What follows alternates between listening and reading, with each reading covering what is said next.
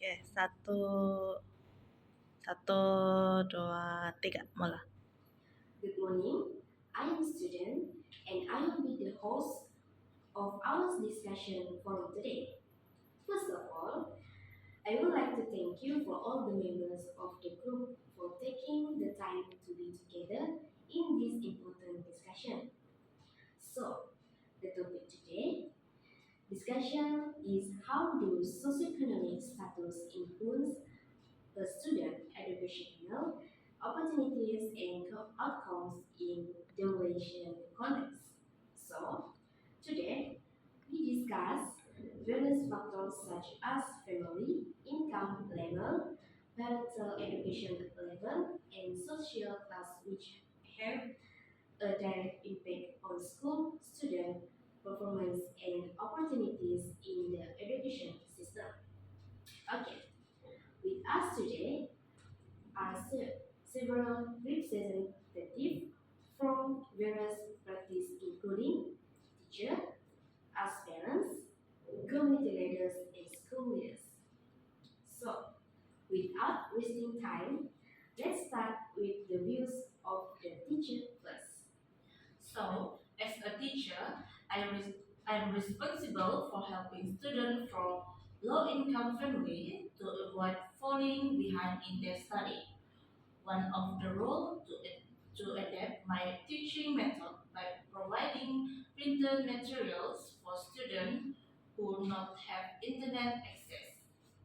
I also encourage group learning so that students can support one another. In addition, I serve an emotional support by listening to student problems and giving them motivation. I also try to work with parents, even if they are busy, by providing simple updates about their children's progress. I also recommend that their students receive support such as free meals, school supplies, or small scholarships so they can learn more comfortably.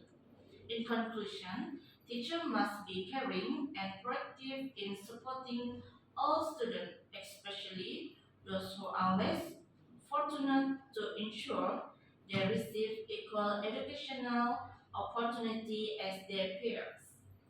Alright, thank you for the teacher. So, the next we continue the representative of parents. Thank you. For me, as a parent, we experience firsthand how financial difficulties shape our children's educational journey. Limited income affects our ability to afford school fees, transportation, and learning materials such as book and module. It also making more challenging to provide the best educational opportunities. Next is extracurricular activities, which are more important for skill development, often come at a higher cost. Sorry, these extracurricular activities are important for skill development. Come often at a higher cost. It forcing many families to prioritize essentials over enrichment programs. Children from lower income households may struggle with access to technology, tuition classes, and even proper nutrition, which directly impacts their academic performance and their concentration in school.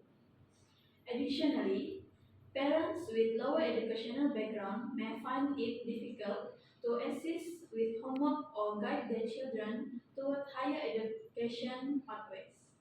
This leads to disparities in academic achievement as students from well supported homes tend to perform better, while government initiatives like scholarships and school subsidies help to ease the burden. More needs to be done to ensure all students, regardless of financial status, receive equal opportunities. Community-based tutoring programs, mentorship initiatives, financial aid can play a significant role in bridging this gap. Thank you. Alright. Thank you, representative of parents. Let's continue. Representative of school leaders. Okay. As a school leader, I see how socioeconomic status affects students' access to education. Many students from low-income families can afford tuition, extra books, or stable internet. This impacts their academic performance and motivation. Secondly, parental education also matters. Well-educated parents can guide their children, especially in tough subjects like math and science. Meanwhile, less educated parents may struggle to support their children's learning. And lastly, families from higher social classes also benefit from better networks, making it easier to access quality schools and resources. Alright. Thank you, representatives of school leaders. Lastly, we're going representatives of community leaders. Okay, thank you, moderator. As a community leaders, I can see students from disadvantaged backgrounds are often portrayed as lazy, unmotivated, and lacking in potential. In reality, many students have a potential to achieve high results but lack opportunities, support, and resources. This prejudice not only demoralizes students but also impacts the way they are treated in the education system. In addition, negative perceptions of education exist in some rural and bifurcated communities who feel that education will not guarantee social mobility and education in sometimes seen as not guarantee a better future. The lack of job opportunities after graduation causes parents to prioritize early employment for their children for the sake of family several.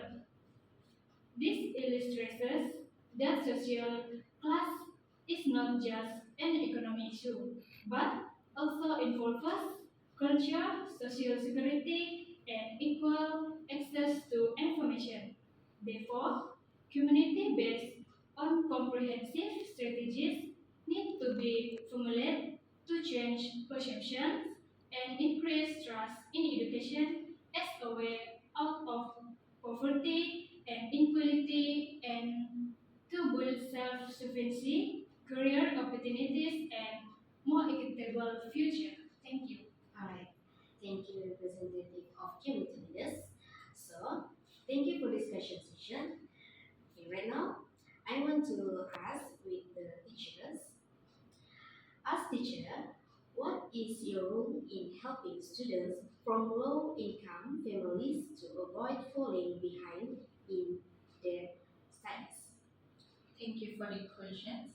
In my opinion, role in helping students from low-income family to avoid falling behind in their study is to adapt teaching method, encourage group learning, giving emotional support and motivation, collaborate with parents, recommend support for students, as well as caring and proactive teacher attitude.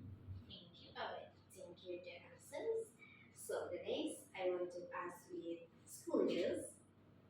How can school help bridge the educational gap between students from high and low socioeconomic backgrounds in your school context? Thank you, moderator. Okay. To reduce this gap, school can work with NGO and private sector to offer free tuition, learning devices, and community support. In short, strong collaboration is key to ensuring all students get equal chance to succeed. Alright, thank you for school leaders. Let's continue with community leaders. Okay, the question: what is the role of a community leader? Okay, thank you, moderator. For my opinion, community leaders can also organize workshops workshop for parents. Number two, provide financial assistance. Number three, advocate for fair and inclusive education policy. Thank you. Thank you for the answer.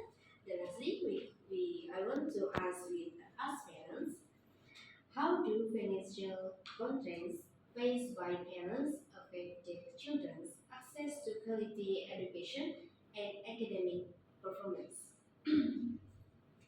Thank you. For me as parents, financial constraints faced by parents is limited access to quality education. Parents with limited income often cannot afford private or higher performing schools. They may have no choice but to send their children to underfunded public schools with larger class size, fewer learning resources, and limited extracurricular opportunities. That's all from me. Alright, thank you for the parents. Thank you for the answer.